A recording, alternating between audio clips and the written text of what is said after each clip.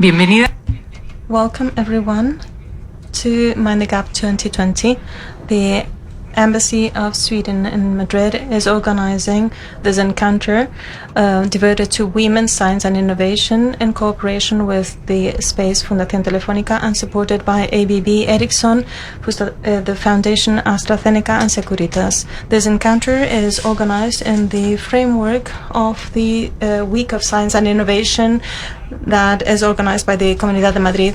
Before we start, let's remind some practical aspects so that we can enjoy the session. As you know, all those who are seeing this on the internet, you can hear this in English and in Spanish. Also in this website, once the event is over, you will be able to see the full recording of the session and the podcast. You can also follow the Twitter chat with the hashtag #MindTheGap, and also following the account of the Swedish Embassy in Spain, Embajador de Suecia. Don't forget this, but I repeat the hashtags #MindTheGap and @Embajador Suecia.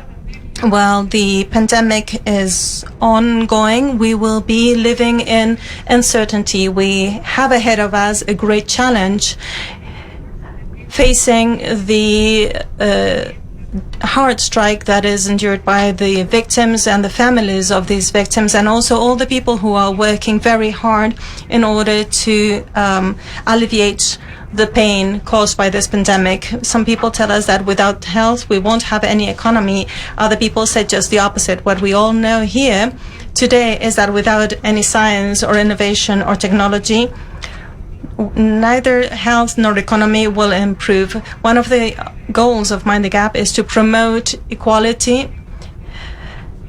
in order to drive innovation and technology. And despite the difficulties of the situation, and despite the fact that we cannot be fully happy because we are here today, please let me share with you the enormous happiness that I feel by being here today. Let's greet our host, Carmen Morenés, the General Director of Fundación Telefónica.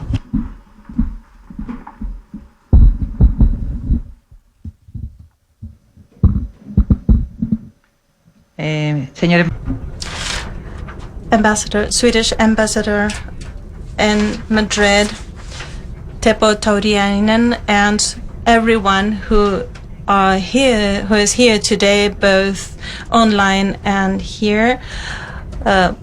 Welcome you all of the people who are following us. I want to thank you all for joining us in this activity that will help us to make more visible the issues that women face in the fields of science, technology and innovation, which is so important at this time.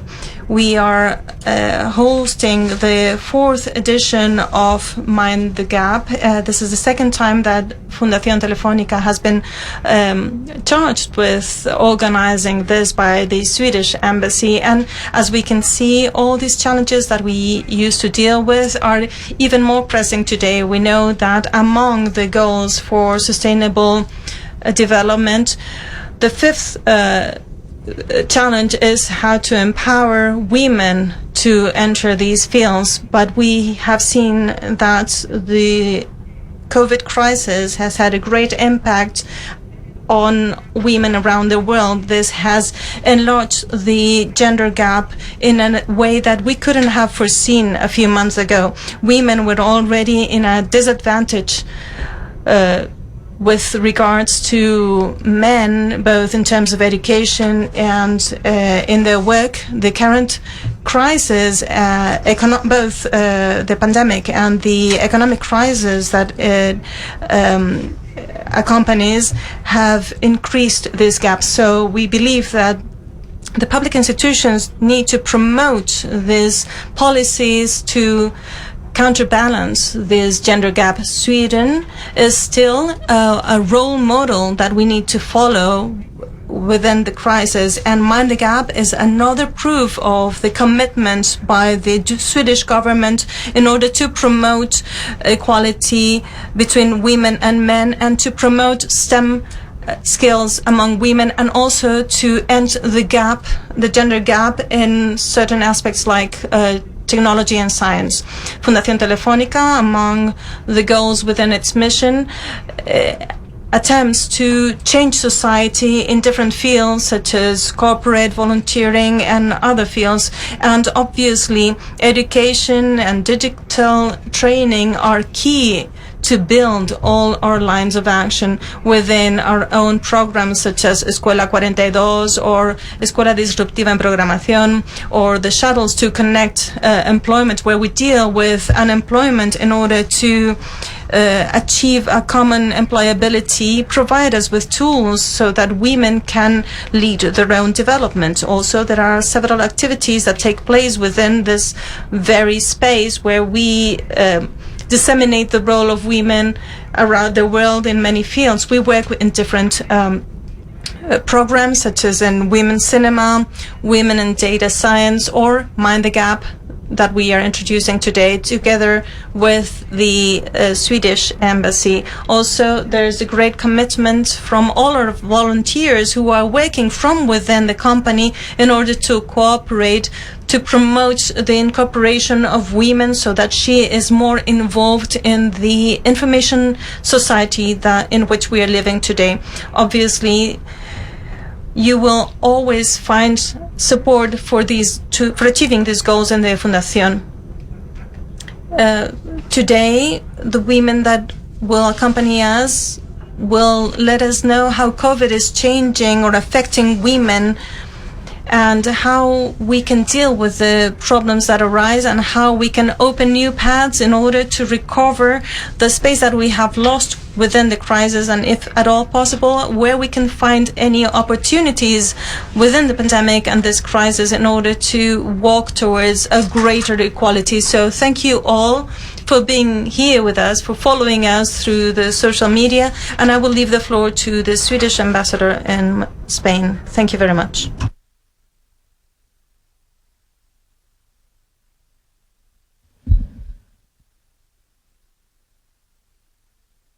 Muchas gracias. Thank you, Carmen.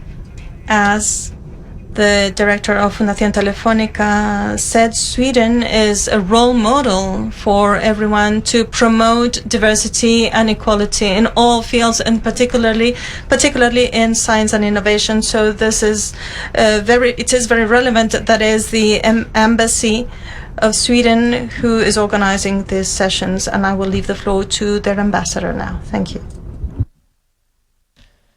Muy buenas tardes. Good afternoon, everyone. It's a great pleasure for us to organize the 4th edition of Mind the Gap under these complex circumstances. First of all, I would like to thank Ms. Carmen Morenés and Fundación Telefónica for their their support in organizing these sessions.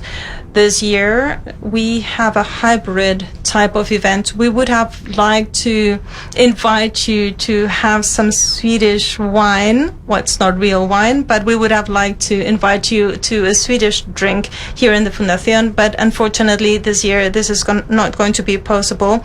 I hope that the next year we will be able to have a drink together. Thank you all for you who are watching this online, and I would also like to thank the Minister for Industry, Trade and Tourism, who will be joining us later.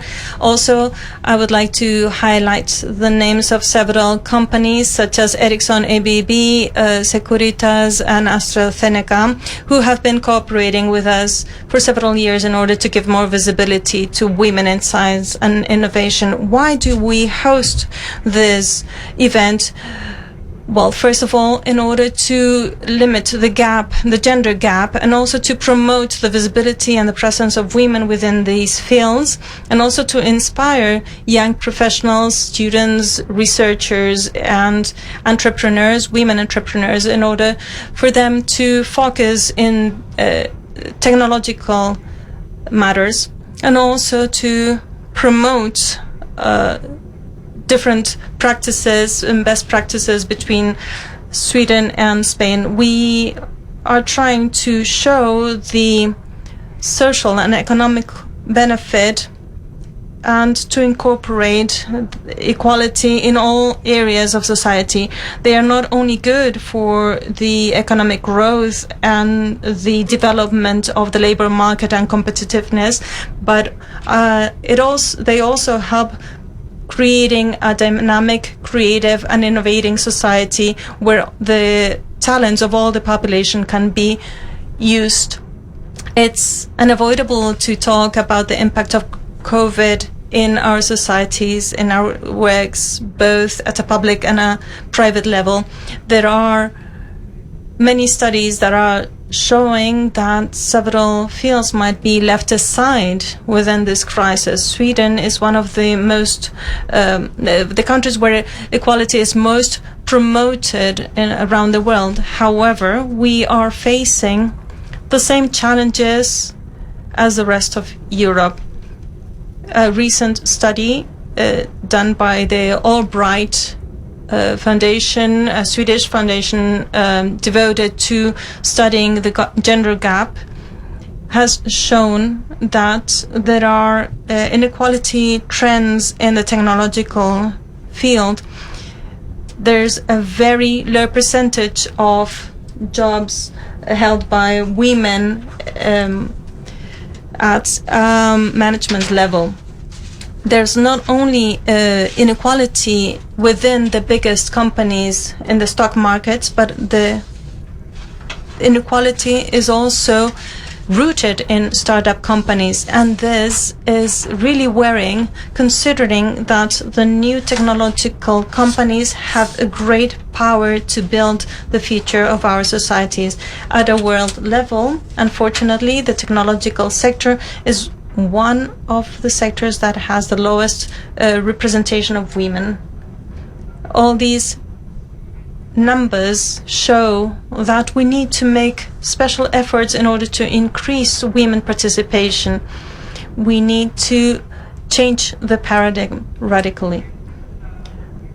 To decrease the gender gap and to increase equality and diversity is necessary for promoting innovation, among other things. The Swedish government is working through different channels in equality, both in Sweden and around the world. Sweden was the first country around the world who developed in 2014 a policy that is focused towards gender equality. Both Spain and Sweden have been focused in having an equality perspective within the crisis caused by COVID.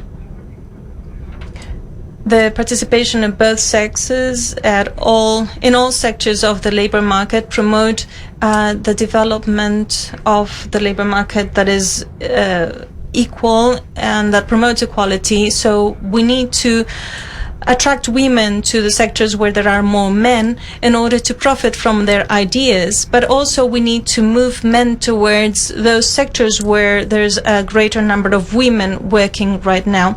We cannot leave any sector not enjoying the benefits of having the other gender adding on their ideas and creativity. We also want to promote decent work and a sustainable growth. According to United Nations Women, the promotion of equality is a great challenge. Women earn about 84% of what men earn. Also, they take care of caregiving 3 times more than men. Working mothers earn lower salaries than women who are not mothers, and this inequality increases as the number of children increases. In order to close this gender gap, we need to develop decent policies in order to promote the balance between work and personal life. Sweden, for instance, has a long leave for maternity and paternity as well, and many men use this right. We're not talking only about justice or rights, but we are also dealing with economic benefits. It's proven that the development of certain skills creates more equitative development in companies. Companies who have a greater number of women within their boards have shown better results in several economic aspects, including earnings. They also increase their productivity and the profitability of companies. It increases democracies and the solidity of and the robustness of societies. These are just a few examples of the benefits of including more women within the fields of technology and science. These days, we will be getting deeper into these aspects. And before I leave the floor to the coming panels, I would like to thank again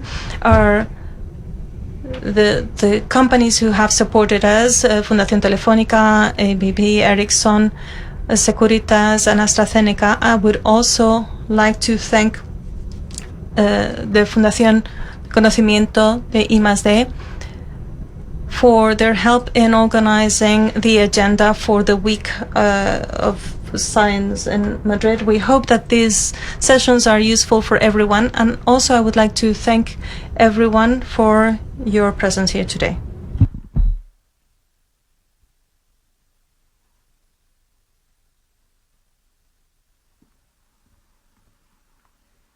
Muchas gracias, embajador.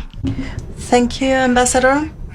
The ambassador has just shared with us certain details, data that prove that equality entails economic growth, aside of having other positive effects. But I will keep this information because it's related with the next panel. We are going to talk about the crisis related with the pandemic today as we speak about it on a day-to-day basis. But this is something that has affected us all around the world. But the effects of this crisis have been different in different societies. This has depended on how ready the societies were before the crisis hit them.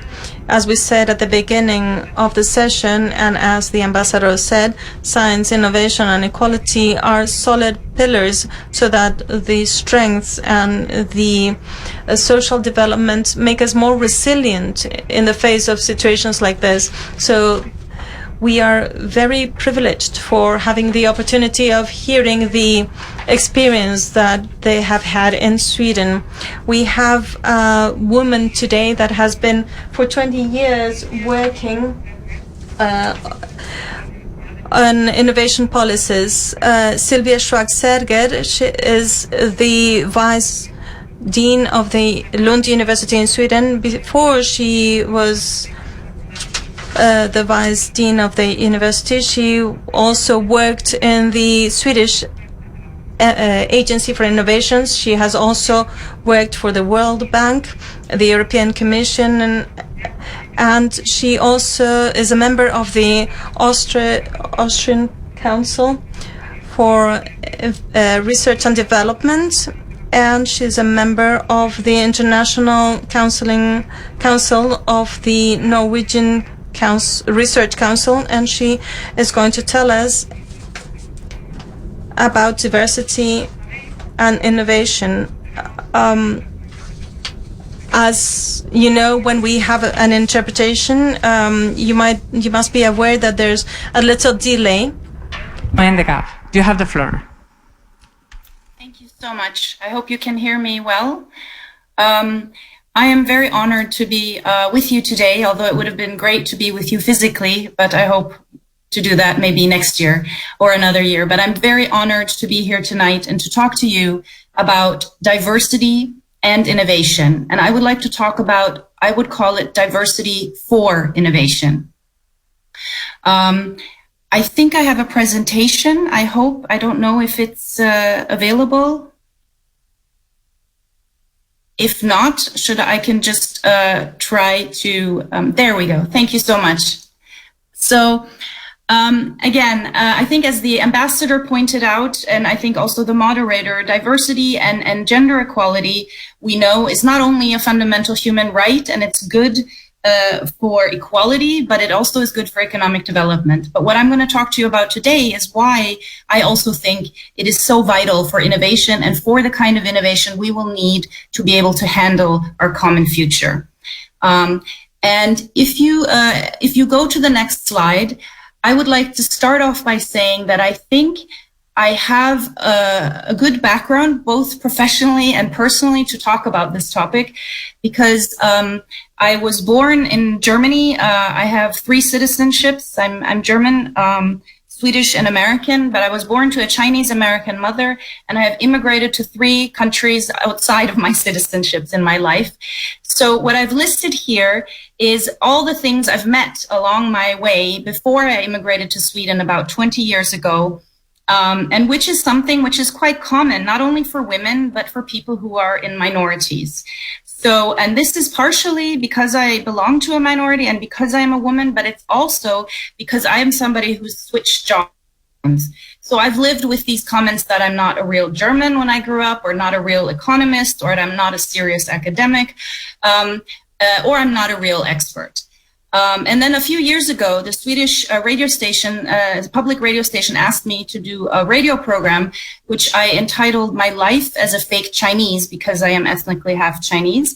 And I think it sums up this feeling of always feeling a little bit different than other people. And what I want to talk about today is that that is actually an extremely important driver of innovation. So with my 25 years of innovation policymaking, a lifetime of sort of feeling different, I can say, both from personal and professional experience, that I think it is extremely stimulating, if not always easy, to try to combine diversity and innovation. So if you could bring up the next slide, please. Maybe I can just remind us all, I think we know it very well, as many of you have said, we are living in a very new world. So if you could put up the points, if you could just click one more time. Thank you. And you have to click, I'm sorry, this is my presentation. So as you know, we are all facing increasingly urgent societal challenges, such as climate change, growing inequality, also growing youth unemployment, polarization in our countries. In addition to that, if you could just click through, you can click up all the points. Thank you. So we're dealing with a very urgent crisis. We're dealing with problems that are not simple. So the climate change problem, the COVID pandemic, but also inequality are problems that are complex. And we are dealing with acute crises and uncertainty.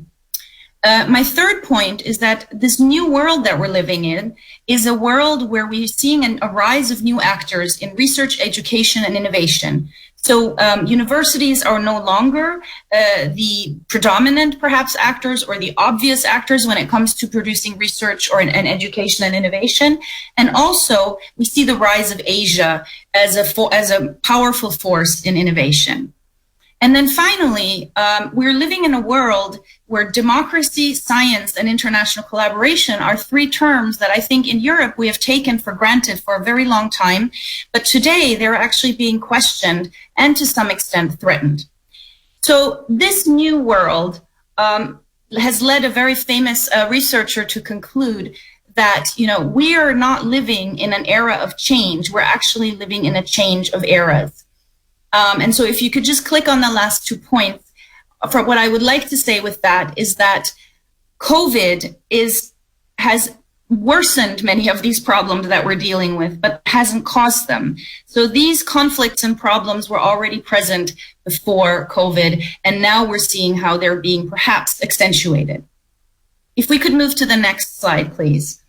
What I've done on the next slide is I've just tried to illustrate, and I think we're all extremely aware of the problems that we're facing. So on the next slide, we have what I've been talking about, the climate change and the consequences of climate change, migration of people who are dealing with both climate change and increasing inequality and poverty and conflicts.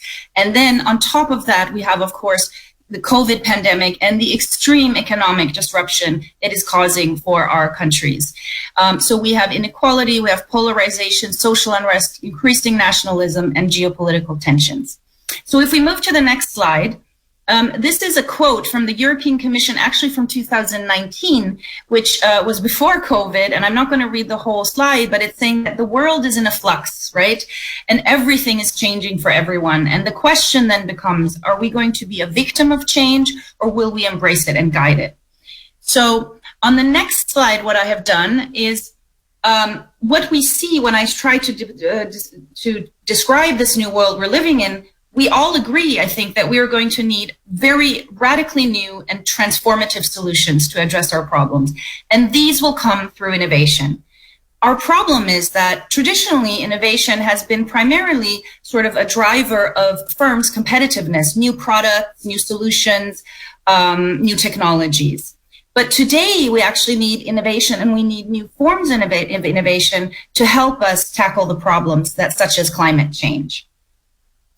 And so then I think if we could move to the next slide, we can see that, I'm just trying to do it, that we are dealing with complex problems and grand challenges that will require us to work across borders, to work across academic disciplines, to work more with experimentations, and to also realize that potential solutions might face systemic resistance.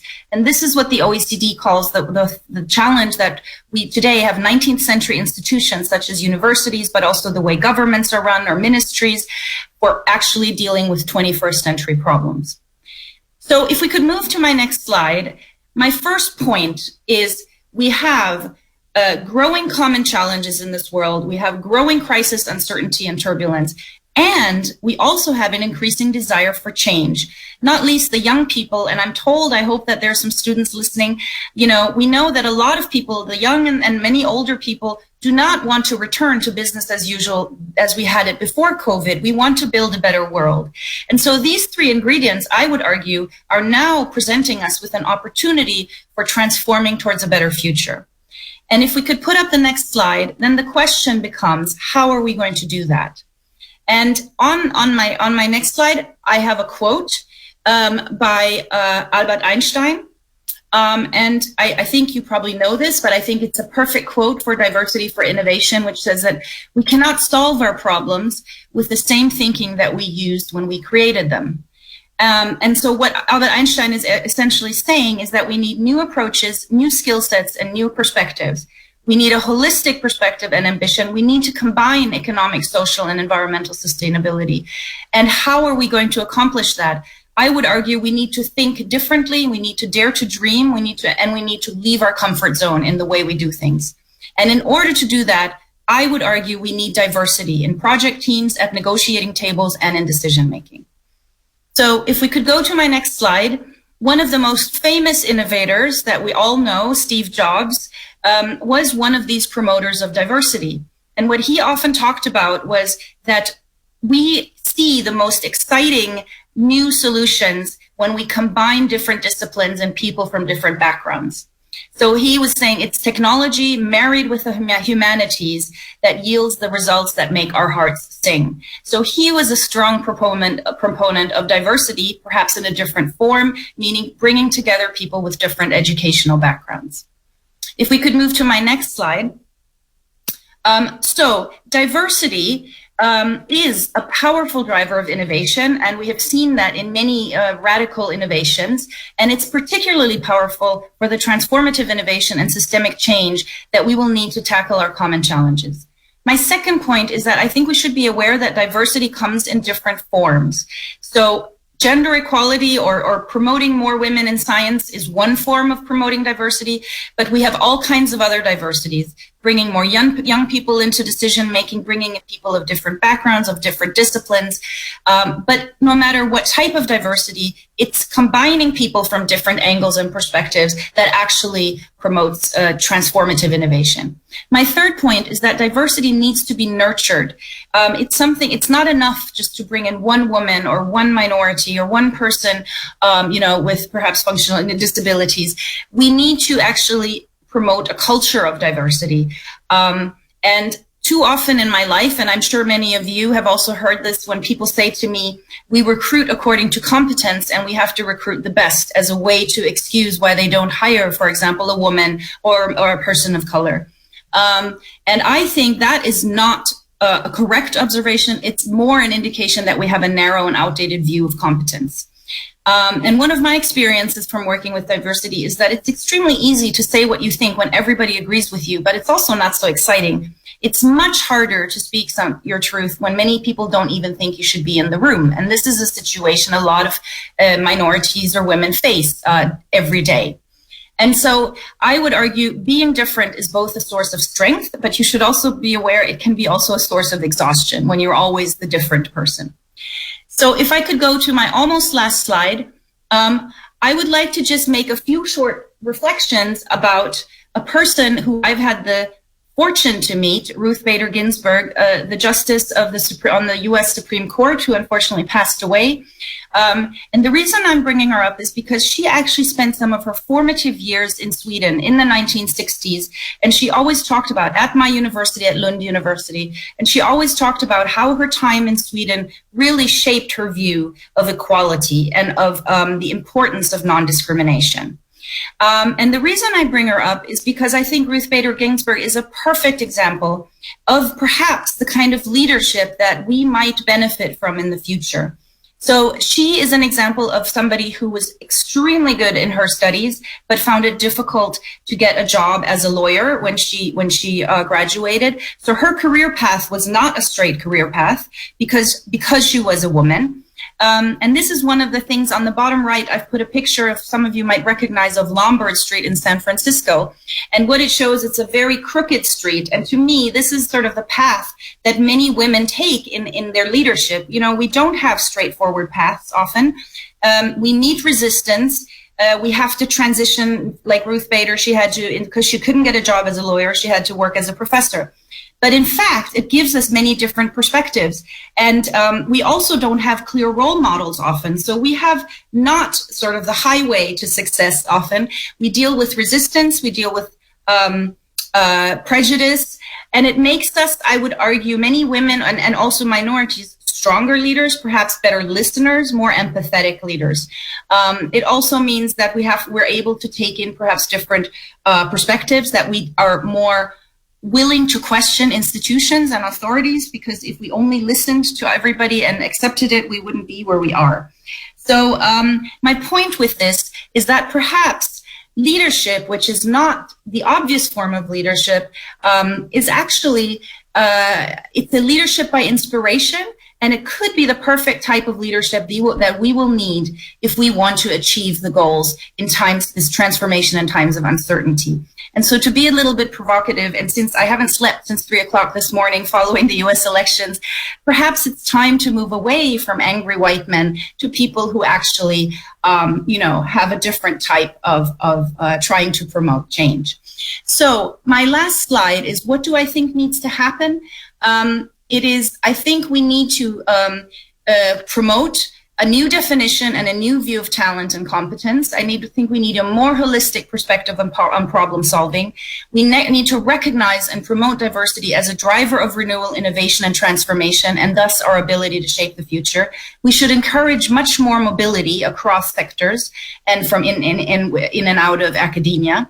We need to renew education and rethink recruitment. We have a tendency to hire people who are like us. We should start thinking about hiring people who are not like ourselves.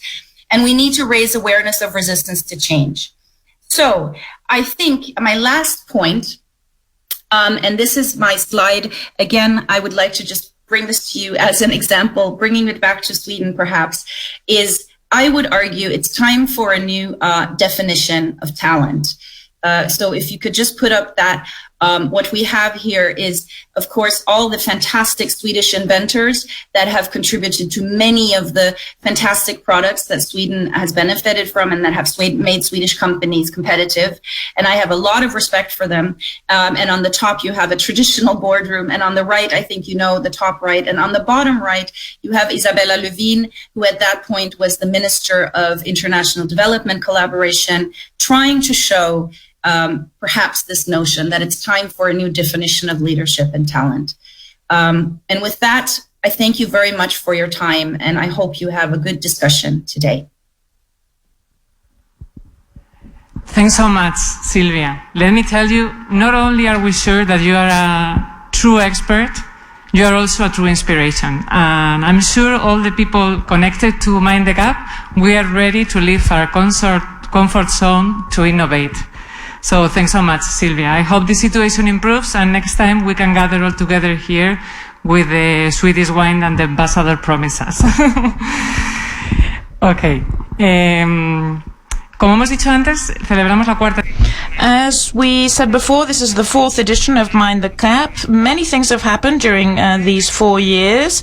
Obviously, the COVID crisis has changed everything, but during the previous years, we can say that the agenda of equality was in the spotlight, but the figures are what they are. The crisis due to COVID has worsened gaps that existed before. Equality gap, gender pay gap, etc. We only have a 30% of women in leadership positions, according to Living Working COVID-19 survey published by Eurofound. Women have to face strong impact, or less optimistic than men, to be able to talk about the new labor landscape, women in innovation, and the importance of gender perspective to be able to go towards the path of recovery. We have with us Gloria Lomana. I don't really know if I should say this in English or in Spanish. She is the president and founder of 50 and 50 Gender Leadership. She is specialized in equality policies. She's promoted several programs, Chicas Imparables, Por un Mundo 50-50. She is also in charge of the section in Femenino Singular at COPE Radio. Thank you very much for being here, and you have the floor. Realmente el honor es mío. It is my honor, thank you very much, to be here and for this this occasion during this special week of science. We have the task of highlighting different gaps. For me, the most strong gap is the digital gap.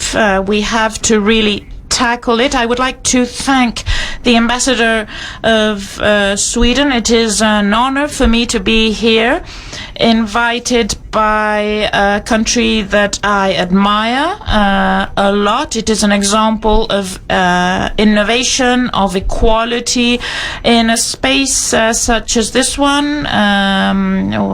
When we talk about innovation, we have to always mention Fundación Telefónica. So I'm very deeply honored.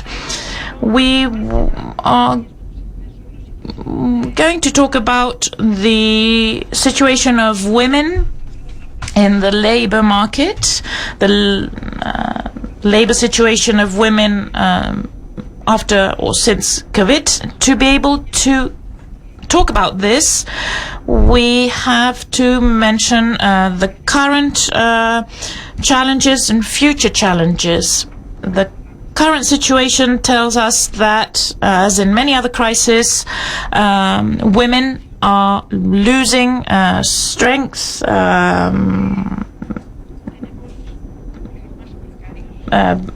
position. We have our jobs are more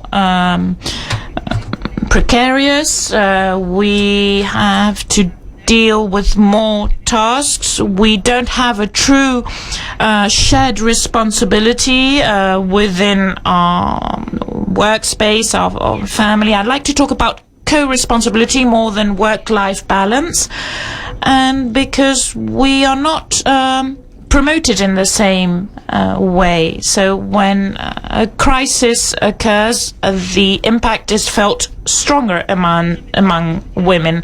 I would like to mention particularly those women who during lockdown, during movement restrictions are suffering violence in the households. We have to refer to these women also when we're talking about poverty, precariousness, violence. And I think that figures will talk for themselves as long as we have perspective. When we talk about this analysis, we have to think about what we are missing. Women have a specific perspective. We work in a more calm way. We are mediators. Peace is longer. This is not an opinion. Figures demonstrate this. Yo no voy a Women have been for centuries, and I will not put on this on biological or cultural reasons, but for centuries women have been managing the small companies, the small enterprises that are families, with this mediating type of look, with the empathy that characterizes us and the way we act. As the ambassador says, that all international bodies are saying that companies are missing out on something, that societies are missing out on productivity and on economic value for not counting on women, for not incorporating women. When we talk about worldwide GDP and the earnings that equality would promote, we have to be shocked by the fact that women are not included. If it's so obvious that what the yield would be, why are women not included in this? And I love talking about Sweden because the reference, the role model need to be the countries who have already undertaken the cultural change, that are undergoing this cultural change, because this is what we need, cultural change and mindset change.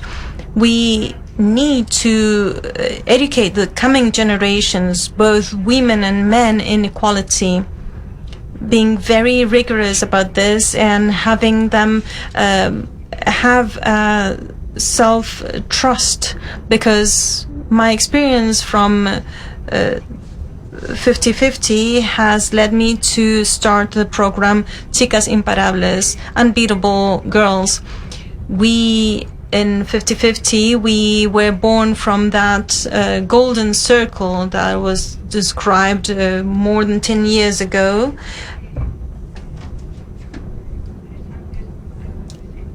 where it was said that the important thing was to be born within a core, to have a goal, to have a purpose. Our purpose was equality, and then we realized that we were working towards this goal. And what were we doing in particular to work towards this purpose? And we realized that we needed to work with girls. There are certain programs that are helping women to reach the management boards and helping women to go to the next step in their careers, but there were no programs for girls to understand that at that time where they think that they will not be able to take the leap, they lose the fear and they actually take that step. And by working on this program, we found out incredible things, that they were ready to sign themselves for leadership courses. And we would ask them, what are you doing here? What brought you here? Because this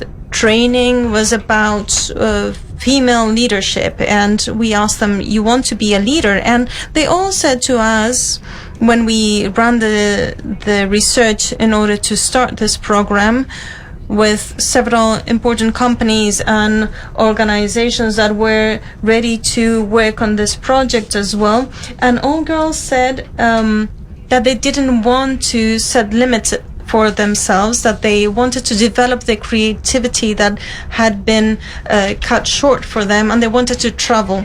This was before COVID. But trips and traveling for them was something of an aspiration. They wanted to step out of the box, to step out of their molds, and to free the creativity that they felt that had been limited for them. So we started working on this. We started the programs, and they received training in entrepreneurship, in finance, in team building, in digital marketing, in decision making.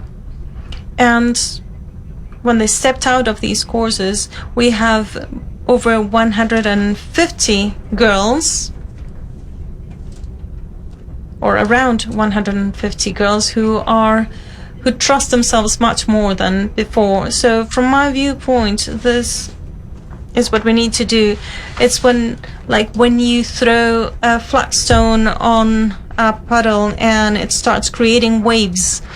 When we work with girls, they discover that they are able, that they generate empathy, that they establish a communication network among themselves, a group of girls sharing interests, and this builds trust in themselves, and this is key for anything that they want to do. They have the same skills before and after taking this course, but these courses enable them to discover these skills, and we need to reinforce this among girls. All researches that have been carried out in universities and banks and international bodies who are committed to analyzing causes of the causes of innovation gap. For instance, Maria Blasco here has studied this very much, and we have other experts in this, and they all tell us that the first gap we encountered it is among girls who are around 6 years old. This is what led us to move towards this group of people. When there's a research that says that when you submit girls and boys to doing a certain type of work, the same type of work, when they're 4 years old, when you ask them afterwards how did they organize this, and they distribute the tasks equally among boys and girls. When you do the same research when they're 5 years old, again they assign the works in this tasks in the same way. But from 6 years old, you see that they divided groups between children that they considered more and less intelligent. And this is when we realize that we need to act. And the next important turning point is when they're 10, 12 years old.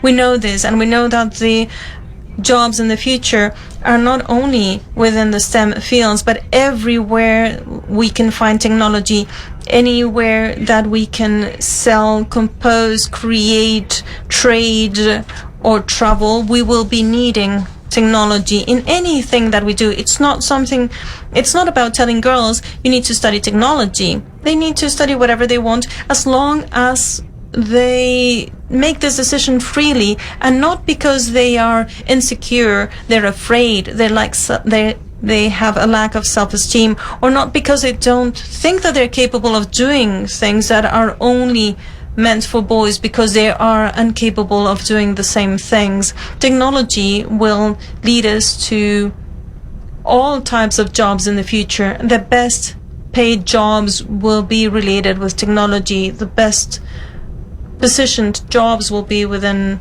or related with technology. If women are not there, they will not only be missing out on the best paid jobs, but also stereotypes will be kept in the future. Girls are consuming technology just as much as boys, but they're not interested in the inside workings of technology. They don't want to learn or participate in the mechanics of everything that technology entails. We need to think why this is happening. And probably this is not something that happens only in Spain or in Europe or in the northern countries, the United States or Latin America. This is something that is happening around the world, except in certain planned economies who are using certain methods to push girls to study this type of subjects that are different, and probably we should not even be discussing them here today. But aside that, this is happening everywhere else in the world. We need to promote the interest in technology among girls. Something that also called our attention was to study these stereotypes that are assigned through the machine programming. Some of the researches that have been carried out concluded, based on certain experiments. For instance, they asked the viewer of a certain image of a person who's giving the back to the camera with a kitchen, a pan in their hands, and an apron. And if you ask the viewer, who do they think they're seeing, a woman or a man? And the absolute majority said that it was a woman. If a machine is answering in the same way, it's because someone has input this information in the programming. If women enter these mechanisms, internal mechanisms for programming, this will lead to change. We know that this is happening right now, but it keeps happening. So we have the diagnosis, so we need to act. Probably we will be girls feeling excited and passionate about getting themselves immersed into science and technology. We do not need to tell them what to do, but make them feel the excitement of doing it by their own will. And I think if we don't act, the biggest gap of all will be the digital gap, which will enlarge the gender gap, the pension gap, the health gap, the leisure gap, everything that we know that is happening right now. So I'm not talking to the choir here. I know that you're all convinced of the same ideas that I have. We all share the same ideas, but I would like us to spread and disseminate this message and to incorporate men into this, because we want men to be part of this cultural revolution that, from my viewpoint, is the great revolution of the 21st century, because equality is not something just for women. It's something that in which we should all be involved. So I would just like to say thank you, and I would like us to start acting now. Muchas gracias, Gloria. Vamos a tomarte la palabra. Thank you, Gloria. Let's start then with a panel, just following on what you have just said about exciting and making the others feel the passion. We are going to start this panel about gender equality in science and innovation. Before I introduce the panel members, I would like to remind you all that you can send your questions through Twitter with the hashtag #MindTheGap and tagging at Embajador Suecia. We have two of the panel members here, and we have two digital guests. And despite the fact that we are in this current pandemic situation, we still can have everyone around this table. So I would like to invite, first of all, Maria Blasco, and also Samuel Engelblom, who is the Director of Policies within the TCO, which is the Swedish Confederation for Professional Employees, a member of the Council for Innovation of the Swedish government. Also, Marta Blanco Quesada, who is the President of COE International, President of the International Relationship Committee of the COE, and the Council for Tourism, Culture and Sports, who is going to be with us online, because unfortunately we cannot have her here today in person. And also Lola Rebollo, who is the Manager of Cybersecurity for enterprise support, for supporting the companies, industry and innovation research and development in INCIBE.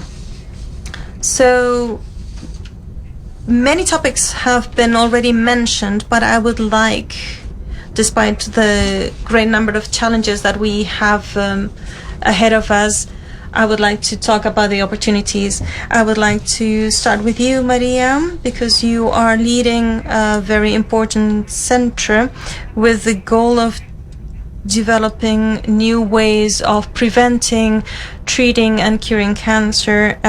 This is one of the main goals of the Europe Horizon program for the coming years, and cancer research is even more important than ever.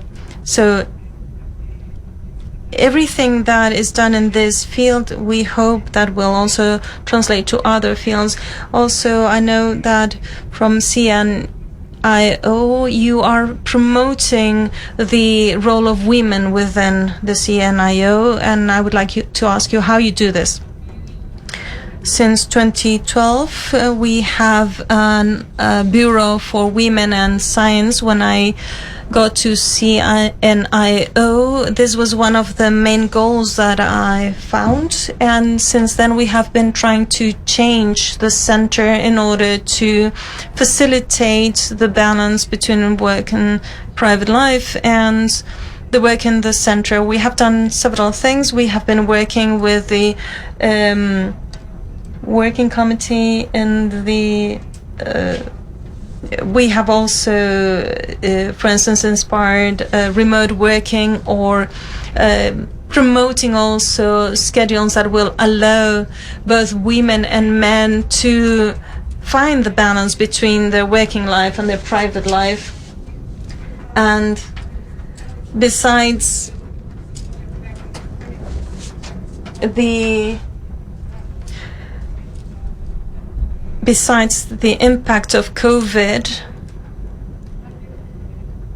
I would like to say that these structural changes have allowed us to adapt very quickly to the situation entailed by this pandemic, because we had already a remote working schedule, a flexible working hour scheme.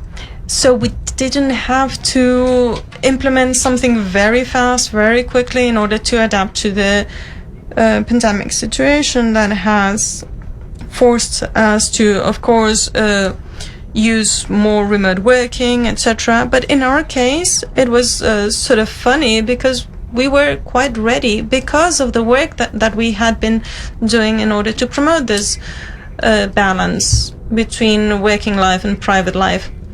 Thank you, Maria. It's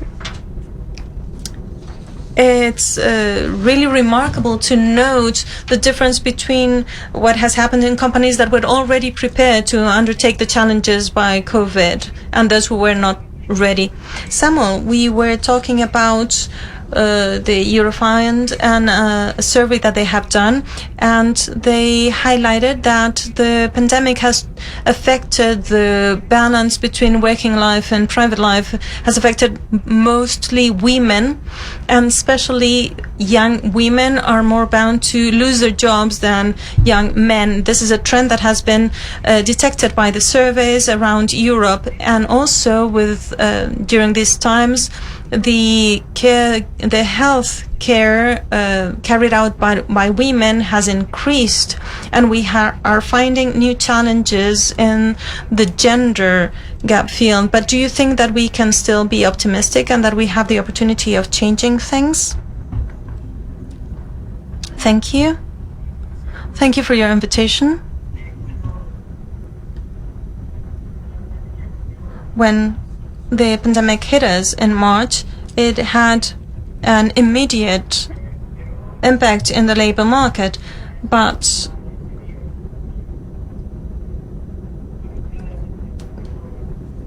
different types of jobs were affected differently. For instance, some of our members had to work more than ever. For instance, people working in the health sector, others all of a sudden were out of work. For instance, in the tourism industry, theaters, travel companies, and others did not have work to do.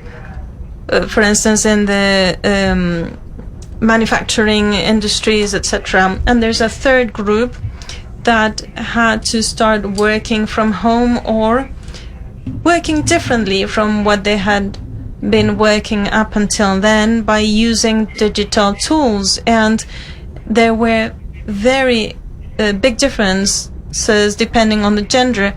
In Sweden, we have a very segregated labor market, and people who were working in the health sector were mostly women, and they were que los que estaban sujetos a and they also subject to a number of hours that were reduced and also associated to a loss in salary. So we undertook a survey in September, 2 months ago, and we realized that more women than men in Sweden answered that their workload had increased due to the pandemic. This effect was particularly strong for those women who continued going to work. So, for example, those who work in healthcare. In this category,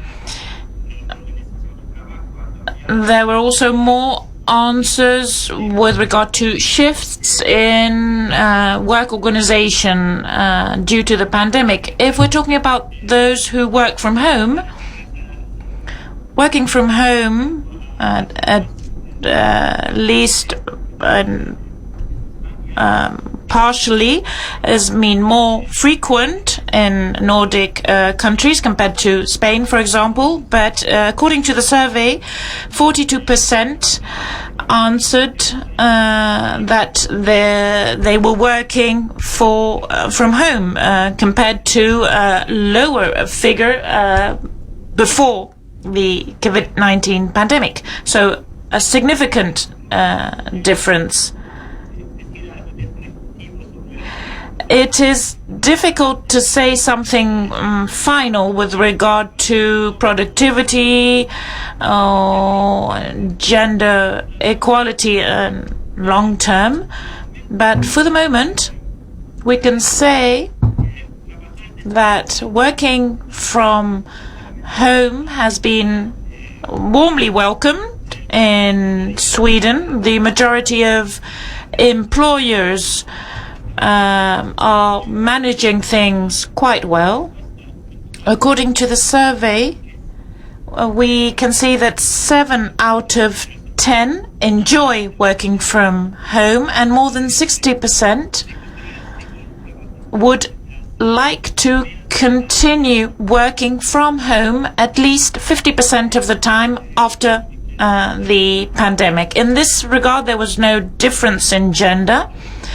More women than men say that their productivity is higher if they work from home. It is easier for them to concentrate compared to the office.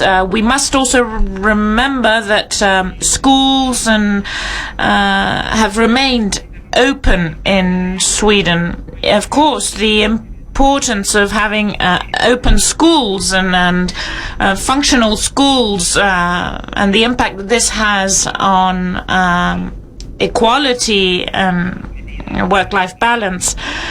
It is true that right now, even if we have stronger restrictions in the Nordic countries, at the same time schools are still open, and we also know that some offices are in open spaces, and staying at home if you have no children, if you have no colleagues around, is also entails being in a more quiet environment. Another positive effect, according to this survey, is that many respondents agree that their work-life balance has improved, particularly women. This could be a positive impact, but at the same time, it could also be a warning sign.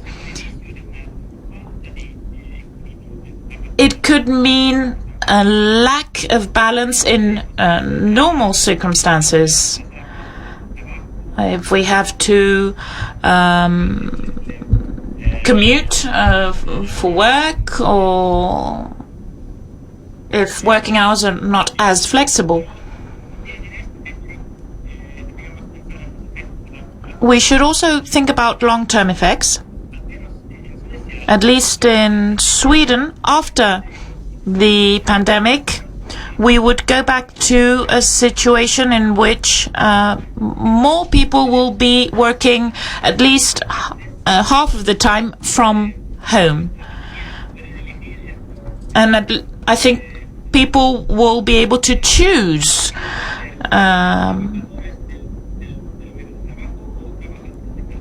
working from home or working at the office. If they want to work from home,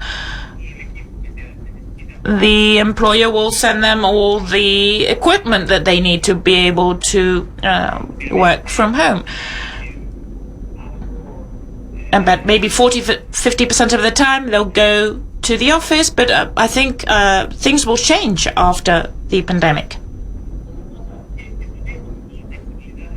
Another thing that we know with regard to flexibility at work, it can have positive effects and negative effects for gender equality. Positive in the sense that it can lead to a higher female participation in the labor market, but on the negative side, flexibility also enables preserving traditional gender roles.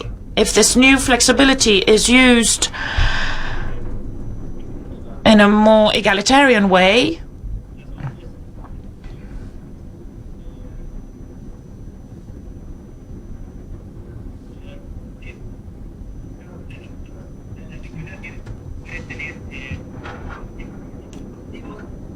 as I said, flexibility can have positive effects and also negative effects. It all depends on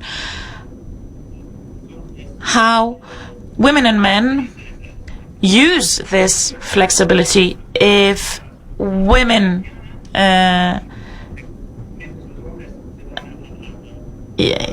use this time while men go to the office with more opportunities, with more networking opportunities, this can end up creating a negative effect long term and can deepen inequality gaps. Samuel, apologies for interrupting you. Thank you for your contributions, but in Spain we have recently approved a law on working remotely, so the experience that you have in Sweden is very interesting, but allow me to give the floor to Marta so that we can have a first round of all the different speakers who are here. Thank you very much for your excellent Spanish too, Samuel. I would like to ask Marta now about a topic that we've mentioned, the pay gap, the gender pay gap. We have an official date, November 7th. This is when women started working for free, as they say, in Spain. As the ambassador said, in 2018, according to Eurostat, the salary of women in Europe was 14.8% lower than men's salary. A lot of things contribute to this pay gap, the differences in the professions, in activities, in the degree of part-time work, the impacts that Samuel was mentioning. And for this reason, policies that promote equality are essential, promoted from different stakeholders, etc. Marta, you lead the international area of the Spanish Business Confederation here in the country. What are you doing to be able to promote equality in corporate agendas? Thank you very much. Thank you to the organizers of this event for this opportunity of participating in this interesting event. I would like to explain that the equality multilateral agenda, due to the current situation, has been strengthened. Before March, we had an equality agenda with collaborations with different governments, and I think this agenda has been strengthened. I have a positive perspective on this. First of all, why is this? We've got global data. 2/3 of people who work in healthcare are women. Women, due to the pandemic, have had increase of work that is not paid. In India, this was 90% before. These figures have increased. And then the importance of strengthening this multilateral agenda leads us to say that the sectors that have been most impacted by the pandemic have higher percentages of women. In Sweden, in Spain, we can say that 50% of women are those who work in those severely impacted spheres. For this reason, we are trying to focus on areas that have already been mentioned. Let me mention a couple of them. One is got to do with the internationalization of the agenda. We know that women are underrepresented with regard to internationalization. men and women who work in this multilateral agenda have proposed work groups to be able to study why the presence of women is lower. It is also very important to work on digital gap, and also with regard to an economy, with regard to care. This has to be more formal. We also have to work to be able to increase the number of women in management positions. This is part of the multilateral agenda. We have also witnessed significant progress in Spain, but we have to continue improving.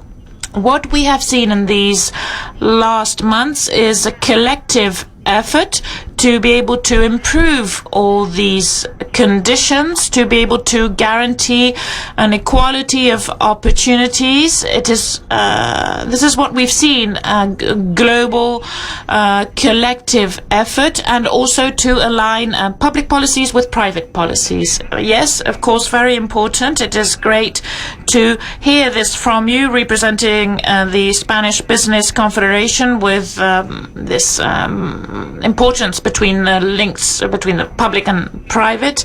Lola, what can you add to what Marta was saying with regard to the point of view of the administration also? Thank you very much for the invitation. Hopefully in 2, 3, 10 years it would be great to have a different name to this event than No Gap, so that we really solve and tackle this gap. INCIDE is trade state organization. We are not public servants, but it is also true that 70% of public servants in Spanish administration are women.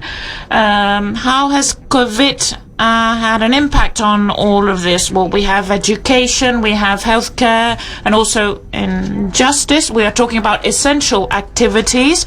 We also know that women have responsibilities at home, and there's been an impact in the private sphere and in the public sphere. Co-responsibility with regard to also gap between responsibilities and positions. Thank you very much. I would like to ask you to be very brief in your contributions because we're running slightly late. It is important to have women in STEM, not only because these work positions will be more important in the future, but also because women in these positions entail certain consequences. Which are the opportunities to be able to have more girls, more women in these positions? Well, taking into account this situation, the pandemic, I think we always have more opportunities. Digital sphere is full of opportunities, digitization, and also how to promote STEM careers. We've got different initiatives, Inspiring Girls, Chicas Valientes, STEM Talent Girl, and these programs are working. And I wanted to do a little bit of advertising. This is an analogic gadget that turns portable computer. This comes from the idea comes from a girl, a 16-year-old girl, because she was seeing that a lot of her classmates didn't have the necessary resources to be able to attend online. So she thought about a simple solution. It allows,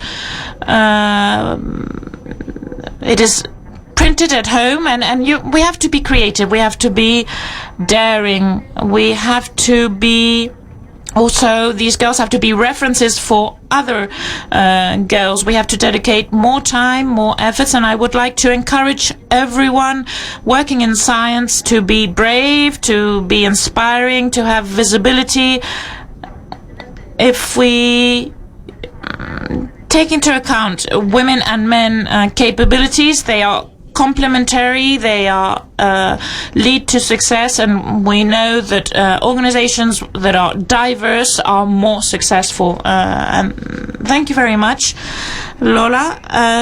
When we have interesting guests as the ones that we have, it always seems that we are running out of time. I would like to ask the four of you if you can just give us a tweet headline and with regard to this round table, and taking into account that you're already role models to be able to have create change, how to promote real change, to be able to boost innovation. Well, we need to have structural changes in institutions in the different countries. For decades, women and men have been equally prepared, and in some cases women seem to be even more prepared for certain careers, and they are the majority in certain areas. In biomedicine, for example, we have more women in the Spanish National Cancer Research Center. We have 70% of female researchers. But can these women really access the decision-making positions? This is where we have the true gap, the true problem that creates economic inequality. And as long as we don't have 50% in power, I mean equality in decision-making positions, this won't happen. This change won't take place. So we need to have structural changes, and we have to also change our mindsets, how decisions are taken, and then we know that there are significant biases. A woman's work is not valued as man's work. Even a CV with a name of a man compared to the CV with a name of a woman, the assessment is not the same, and I think we have to fight strongly, and we're not doing enough for this. Okay, structural changes, access to leadership positions. Marta, what should we do? What can we do so that women are in these important positions? First of all, the data, and then headlines. I think that the ambassador mentioned that 29% of management position in STEM companies in Sweden are women. I think worldwide this figure is 9%. So the journey ahead is very long. I think we have to work in the sphere of companies. We need to change corporate culture to defend diversity. We also have to change societies. We need to act upon societies. This is also important. And also with regard to women and girls, so that we help them neutralize the messages that they receive from society. So these three fronts. Thank you very much, Marta. Thank you. We have Samuel. We have her on the screen. Can you give me a headline? We need to be brave. We have a great opportunity in Spain with the digital transformation, with the digital agenda that has been introduced in June this year, and it needs to drive us in order to close the digital gap, the gender gap also. Let's use up this opportunity, and we also need to break the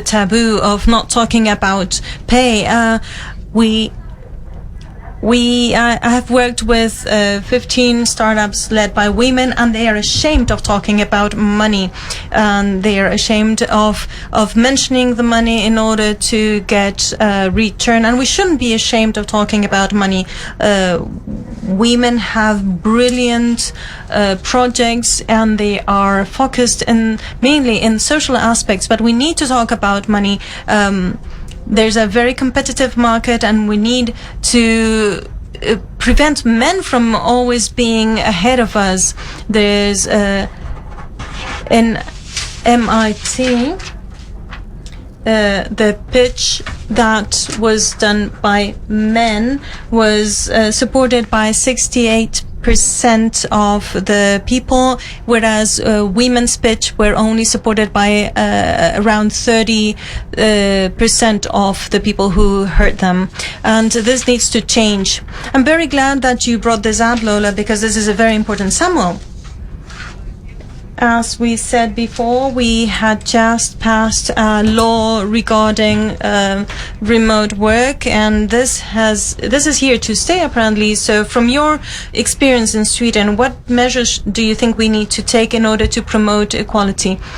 Obviously, there are many things that could be done from the policy aspects or in the labor market, but I think that at the end of the day, what we need to do is achieving a mindset, particularly among men. It's men who need to change the way they think.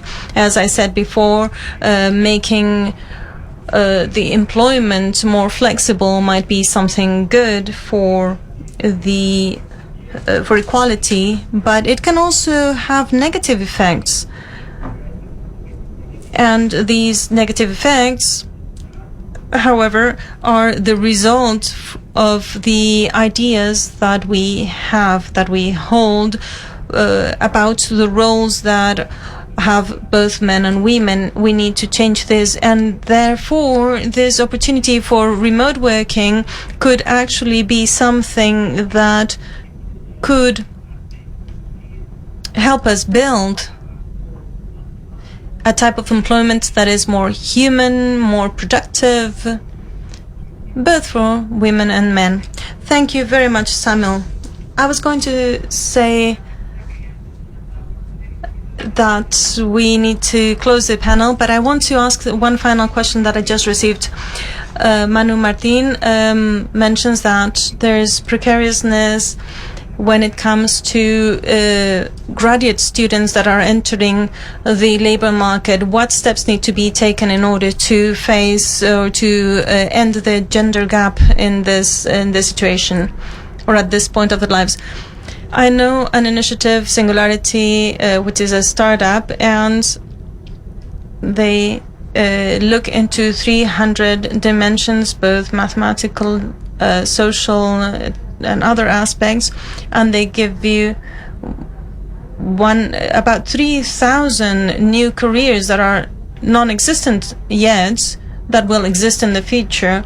We need to incorporate new skills that are already here, but we need to prepare people for them. For instance, cybersecurity, and this is not making a pitch for myself, but it's basic for any change that we might take in the digital world. If we do not make something that is really cross-departmental with this with cybersecurity, we won't achieve the productivity that we could.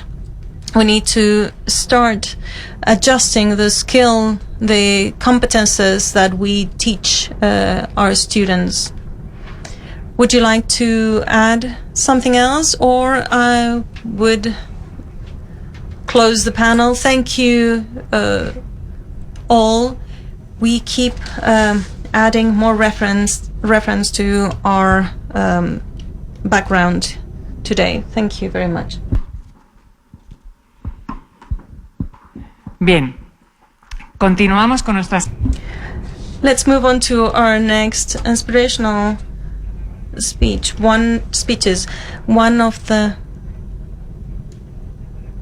obstacles that we have encountered when facing this pandemic is the lack of knowledge that we had about the virus.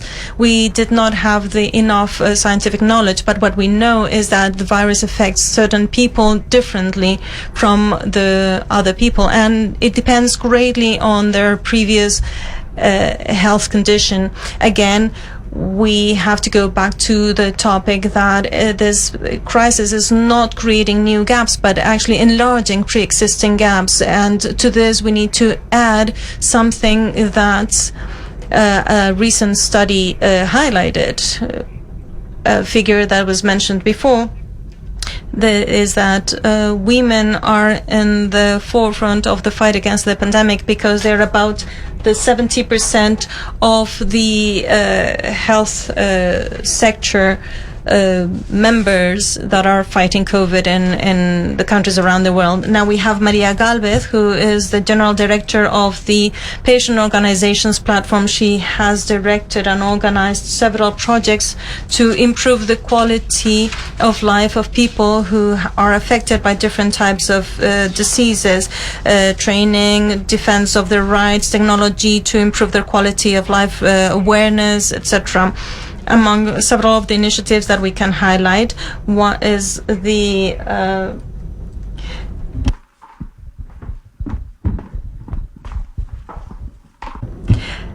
scale is crónico.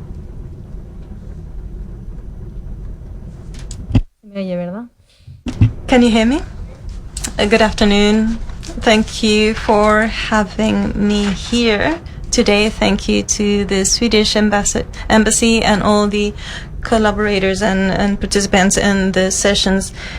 I will be speaking today about the gender gap in the health field, what it means to coexist with a chronic illness if you're a woman. Before I start, I would like to explain very briefly who we are. What is the Patient Organizations Platform? We are a body that encompasses 29 patient organizations within the territory, working in a specific pathology or several pathologies that also encompass 1,400 associations working with families around the country.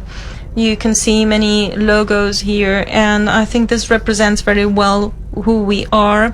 These are people who are have autism or ASD, oncological disease patients, immune-mediated inflammatory disease patients, neurological conditions, rare diseases patients, heart disease patients, AIDS and HIV, etc. All the data that I will be providing here today are based on the response and the interviews that we have held with people who are living on a daily basis with one of these conditions. We work within the with all these types of diseases that are chronic, that accompany people throughout their lives. And when we analyze the data about the gender impacts, we realized that the National Health Survey told us that 68% of women above 15 years old have one chronic disease, whereas the 60% among men. This survey, the survey about disability and codependence tell us that women represent 66% of the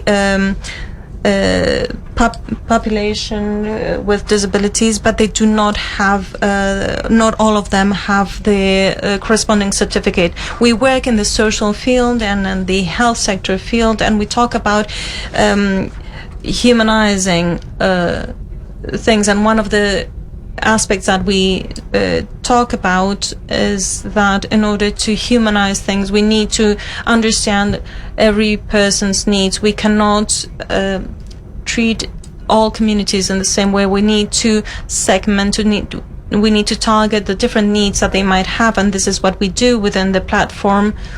We target and segment these communities depending on the moment of the life that the disease might touch these people. It might have different impacts. So we have plans for children, young people, women, and the elderly. When we started working with women, the first thing that we did was to have many women who had been living for many years with chronic diseases, some of them from their childhood. What was the impact that the fact that there were women had in their lives? You can see some of the videos that we have in our YouTube profile, and we devote a special episode to women. I have brought you a trailer that only lasts a minute, and I think it's very important that you listen to this.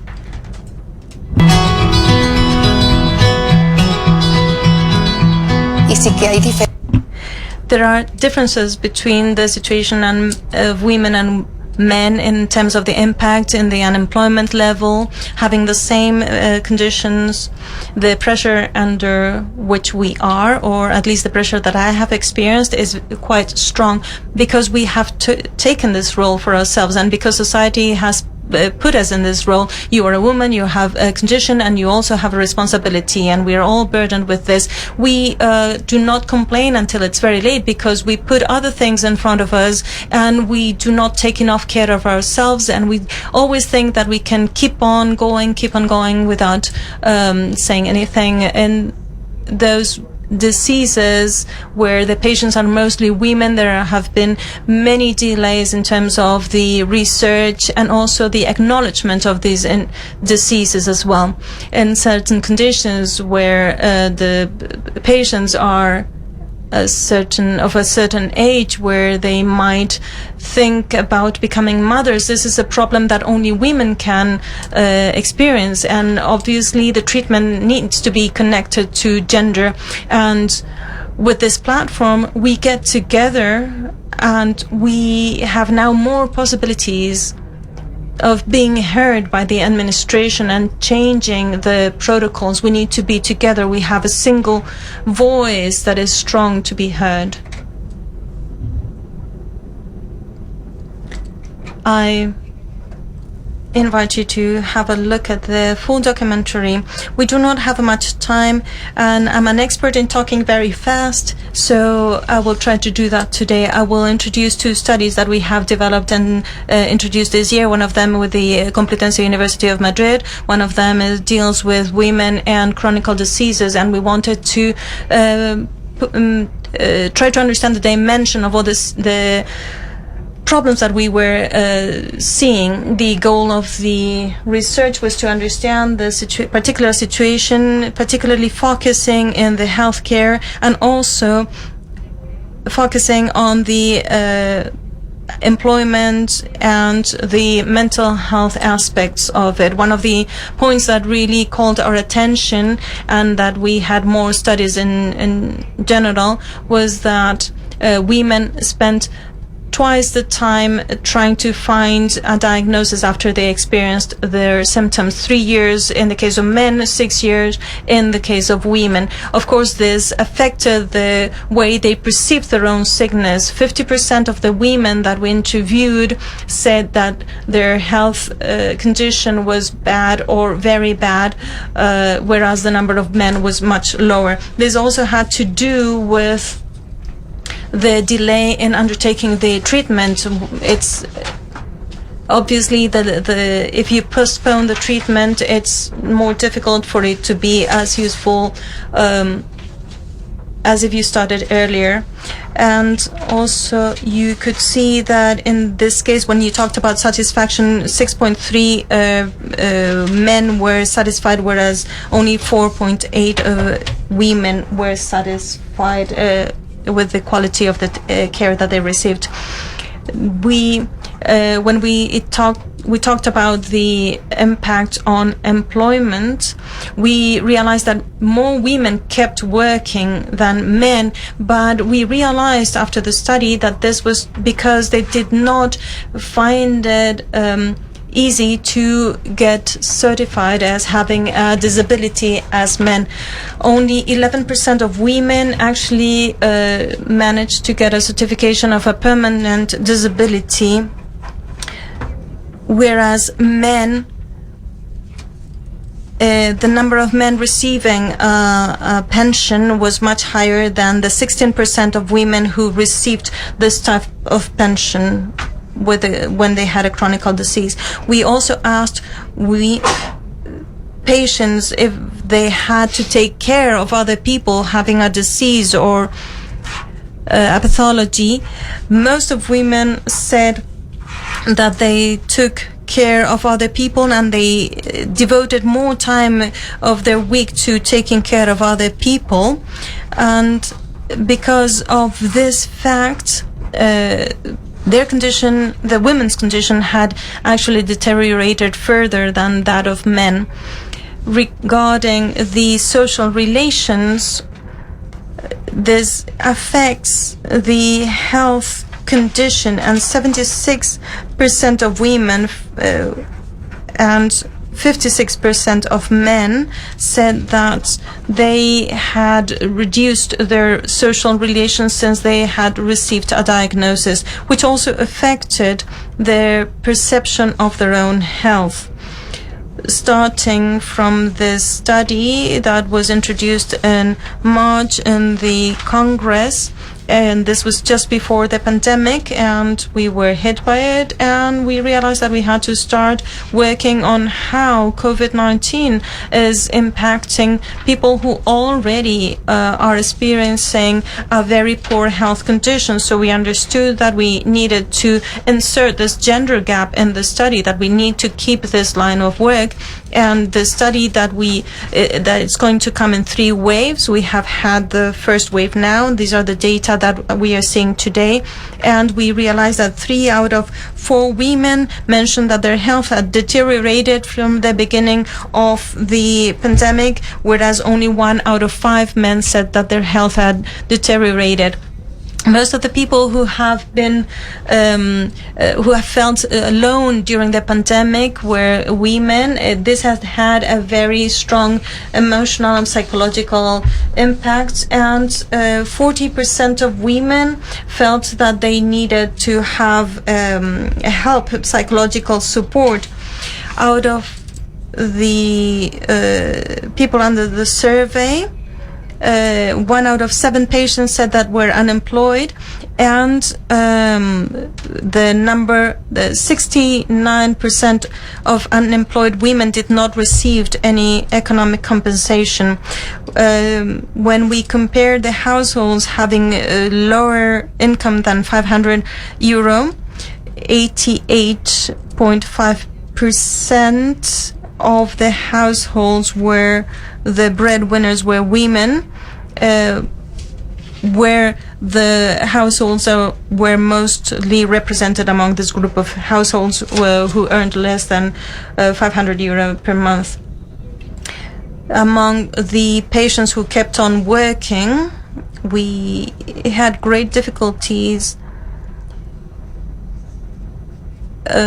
in having the rights of these people in vulnerable positions protected. Many of them had to keep working despite being part of population at risk, and 3 out of 4 of these patients who had to keep working were women. And just to wrap this up, in each of our studies we make many suggestions that are that intend to alleviate the situations. I've only highlighted 5 here. First of all is to adjust the criteria for the diagnosis with having a gender perspective, analyzing and differentiating the symptoms displayed by men and women. Also have a holistic view about the patient, incorporating the perspective when we talk about the scales that are used to measure the disabilities and employment disabilities as well. It's urgent to implement work-life measures that prevent people from having 3 working schedules, both at their paid work and then giving care to other patients who need help and taking care of their households. And I hope that I was fast enough, and thank you very much. Muchísimas gracias, María, porque has sido capaz de... Thank you, Maria. You were able. Thank you very much, Maria. you have been able to explain this study very well, incorporating the gender perspective. As the ambassador said before, we are lucky enough to have a great reference with us. We have in Spain a woman leading the agenda of industry, trade and tourism. So welcome to the Minister Reyes Maroto. Pues, muchísimas gracias. Thank you very much, dear Ambassador of Sweden in Spain, dear General Manager of Fundación Telefónica, dear all who are attending this event face-to-face and online. Dear friends, I would like to start by showing my gratitude to the Embassy of Sweden in Spain for promoting this event taking place today, to be able to situate in the spotlight the importance of equality and diversity in the sectors of science and technology. As we have seen, we have witnessed significant progress in the last years with a higher presence of women, but we are still far away from full equality. There's still a lot of room for improvement, and these events inspire us. These gaps have to be shown and corrected. We have to break barriers encountered by women in healthcare, in economic sphere, in working sphere, the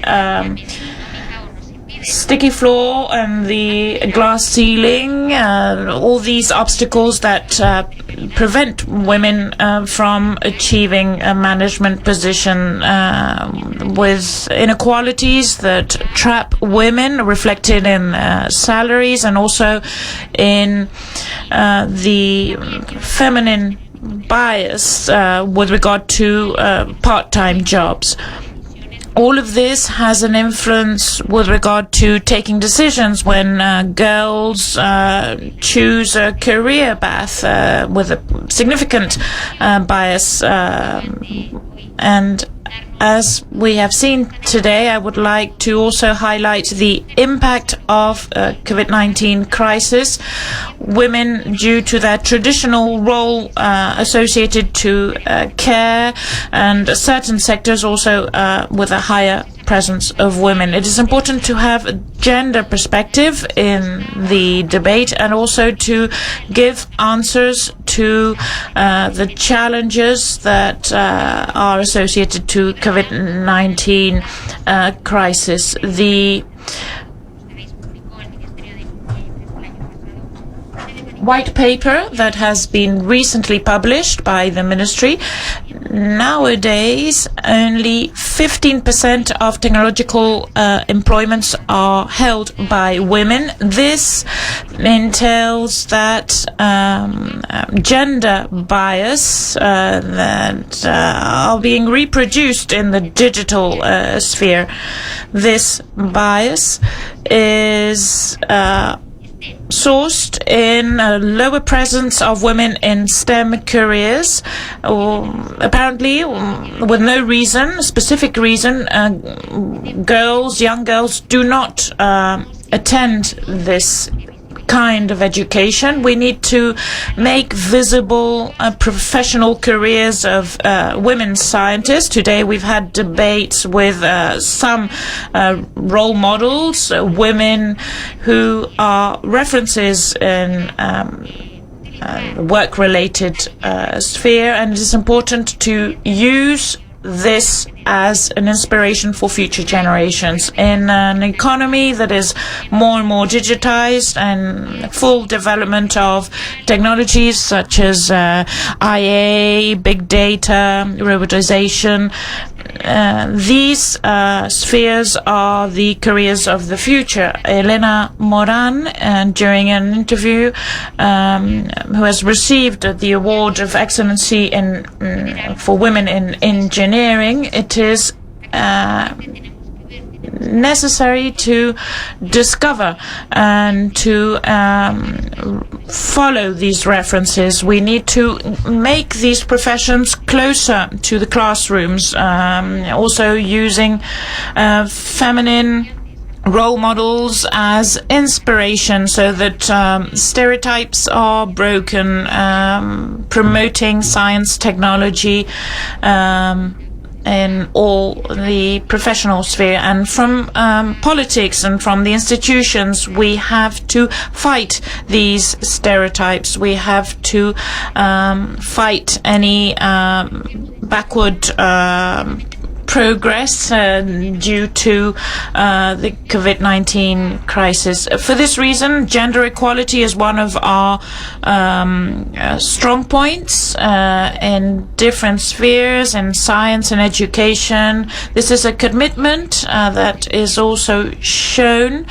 through the adoption of different measures with the equality between paternity and maternity leaves, also with equality plans to be able to reduce professional gaps. In 2019, we created the Observatory of Science and Women, and it is responsible for following up on impacts and the situation of women with regard to innovation and research. The observatory has a clear mission to promote public policies regarding gender equality and to improve the participation of women in technology and innovation. I also want to refer to training, to human capital, and in this sense the work undertaken by different organizations, and I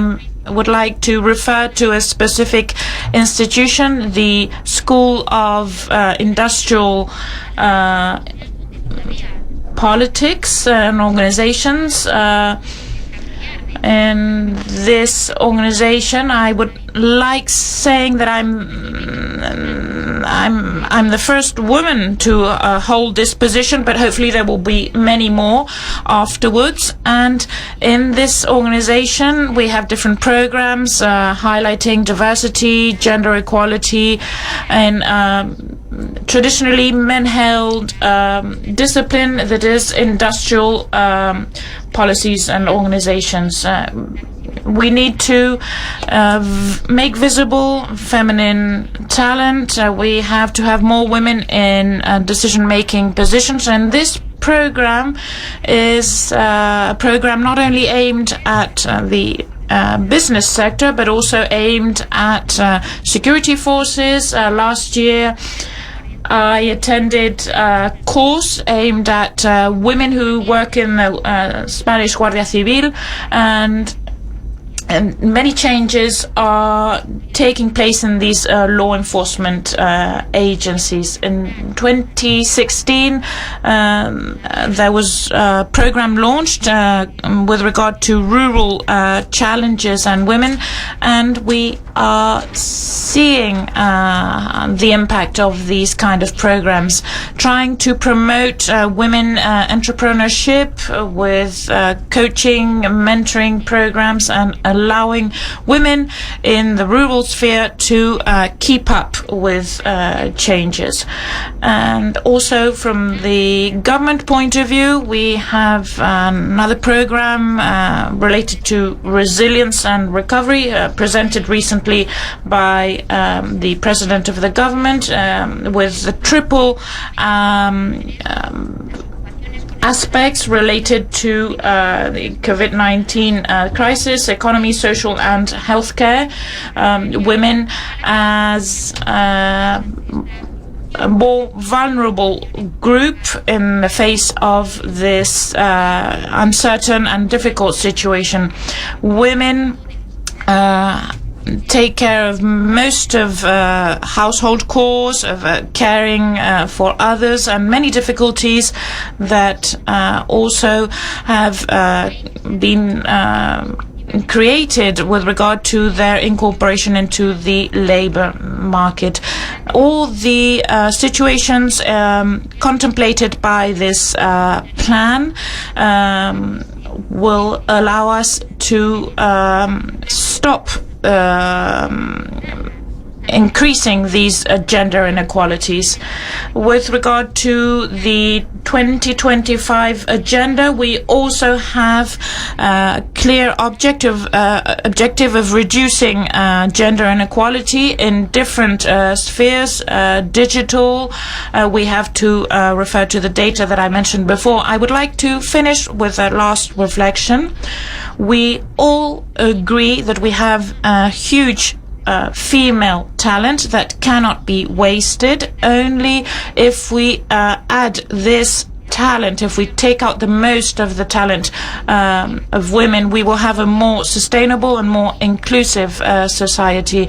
As I said at the beginning, to place in the spotlight this matter, we will never tire from mentioning how important it is, how essential it is, and for all of you attending this event, we are really devoting all our efforts to try to reduce this inequality in science and innovation and in technology. Thank you for organizing this event. Thank you to the organizers for their efforts, for their hard work, and for the opportunity that they have presented to us to be able to talk about this important topic. People also who work in anonymity towards improving gender equality. And I would like to finish with a quote by Simone de Betancourt. You are not born woman, you end up being a woman. You become a woman.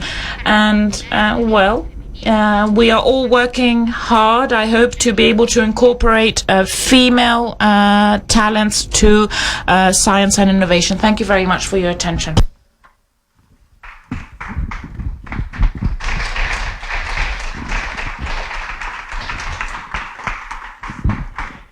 Muchísimas gracias, Ministra. Thank you very much, Minister, and it's been very inspiring to hear your words. One more year, Mind the Gap has increased the level and the strength of our fight, women in science and innovation, so that equality stops being a goal and becomes a reality. Thank you once again to the Embassy of Sweden in Spain. Thank you to the Ambassador, and thank you for sharing with all of us the Swedish experience. Thank you to Fundación Telefónica for taking care of all of us, and thank you to ABBA, Ericsson, AstraZeneca and Securitas for making this event possible, and to the community of Madrid for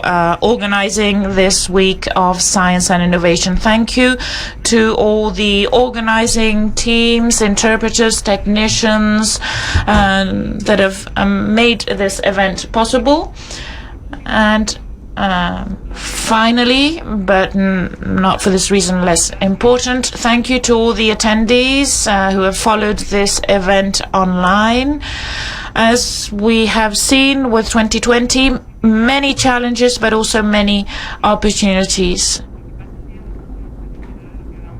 What happens in the future will depend on what we do right now in the present. So even if we are connected online, remotely, we have to continue working to be able to achieve equality in science and innovation. Thank you very much to everyone.